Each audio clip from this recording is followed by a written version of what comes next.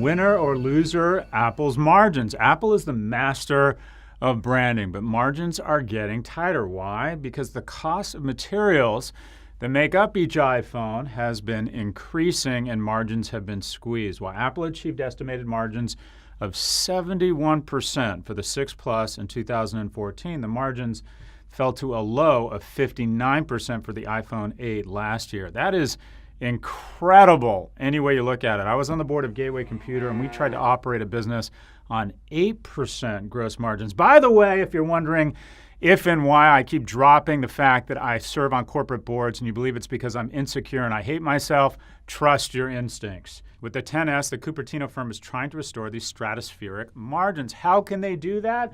There's only 2 ways to increase your margins. The one is to increase perceived value, branding, the notion of innovation, or to decrease costs, a Dell or a Walmart, such that one of 2 things can happen. You can either pass on those savings to consumers and expand share, or keep prices the same and again expand your margins. Apple has decided, after doing this for decades, that they need to start focusing on this. And how can they do this? Simple. Where are the costs? The screen, which makes up almost 30% of the cost, nearly double the next priciest component. Samsung actually produces the screens for the iPhone X, but reports indicate Apple is looking to add LG as another screen supplier. Competition is good as it can bring down the price and increase margins. A matter of fact, competition is so good, what should we do? I know, let's break up Amazon, Apple, Facebook, and Google. Canada and cannabis, likely a winner. Canada's legalization of marijuana went into effect last week, and the new industry is expected to be worth $7 billion in annual sales. This could be big business, and Canada could register up to $3 billion in incremental taxes on weed. The fact is, we just don't know what a national legal market for marijuana looks like. Early investors want a piece of this new market, but these companies may be overvalued. The problem I have with any of these companies is none of them are compelling enough stories. And that's all you have right now. The numbers are not there. You're buying a story. Just 4 days in, Canada dispensaries are out of stock.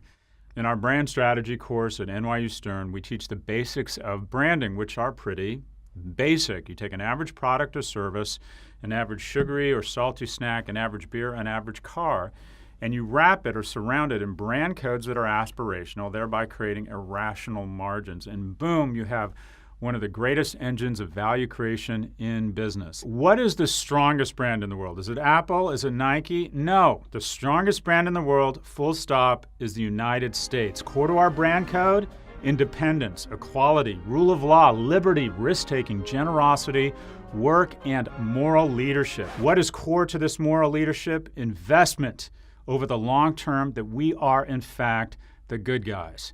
Suspending arms sales to Saudi Arabia, imposing sanctions, and freezing Saudi assets may or may not be the right thing to do. Now, scratch that. It's the right thing to do. However, trading equity in the world's strongest brand for short-term profits is not only the wrong thing to do, it's just plain stupid. And finally, to end on a high note, an email from one of our dozens and dozens of fans in Portugal. Carolina Santos has asked us to give a shout out to her friend Tiago Bilbao.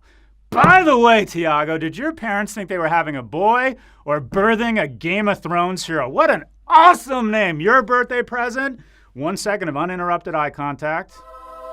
And 2, some legendary gangster advice. If you are ever in a situation where you're uncomfortable or feeling secure, you do the following, boss. You look at the Northern Star and then you turn and say, "Soy Tiago." Boom! Problem solved. Thanks for your time. Have a great week. Thanks for your time. Have a great week. Where did I get that? We'll see you next week.